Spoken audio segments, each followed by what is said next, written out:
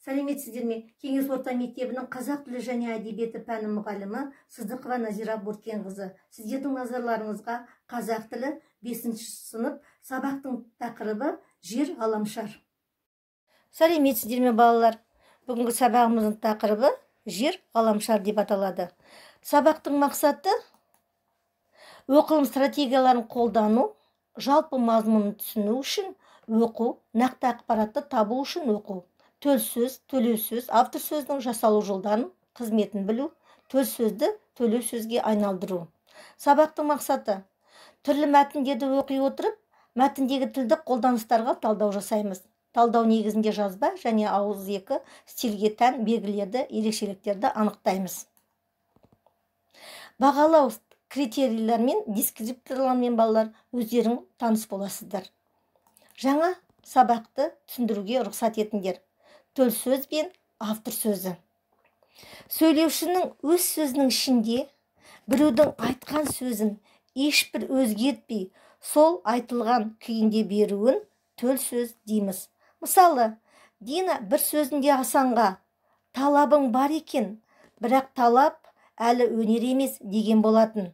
Бұл мысалдағы талабың бар екен, бірақ талап әлі өнер емес деген сөздер Динаның өз аузынан шыққан төл сөзі. Мұны сөйлеуші сол айтылған күйінде жеткізіп отыр. Төл сөзбен байланысты айтылған сөйлеушінің өз сөзін автор сөзі дейміз. Жоғарыда алынған мысалдағы Дина бір сөзінде Асанға деген болатын автор сөзі. Мұнда сөйлеуші төл сөзді кім айтқаны, Дина айтқаны және кімге қаратып айтқаны, ол Асанға қаратып айтқаны жайында түсінік береді. Төл сөз бен автор сөзі де көмекші етістігі арқылы байланысады. Ол үнемі автор сөзінің құрамында болады. Және, деді, дейді, деп, деген, деген екен, болатын, дей жазады, дегендей тұлғада қолданылады. Міне балалар, сендерге төл сөз бен автор сөзі туралы мағлұмат бердім. Енді балалар, біз сендермен оқулықпен жұмыс жасаймыз. Бірінші тапсырма. Бейне жазбаны балалар мына сілтемелер арқылы қарап шығып, көтерілген мәселені түсіндіріңдер. Өзара ой бөлісесіңдер. Бұл балалар тыңдалымнан кейінгі айтылым болады. Екінші тапсырма. Мәтінді оқып, тақырып қойыңдар. Өздерің білетін мағлұматтармен толықтырыңдар. Бұл балалар оқулықпен жұмыс.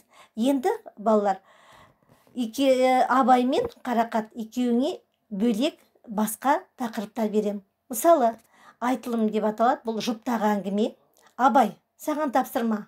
Аспан әлеміне саяхат тақырыбында берілген тірек сөздерді қатыстырып, диалог, бұл фантастикалық, құрастырасың. Ал Қарақат аспан әлеміне саяхат тақырыбында берілген тірек сөздерді қатыстырып, мәтін құрастырасыңдар. Астында балалар тірек сөздері берілген ғарыш әлемі, өзге ғаламшарлық, ерекше ғаламшар, қызықты оқиға, таңғажайып көрініс, аспан денелері. Балалар, бұл мәтін құрастырғанда міндетті түрде төл сөз бен автор сөзі болу керек. Келесі рефлексия балалар.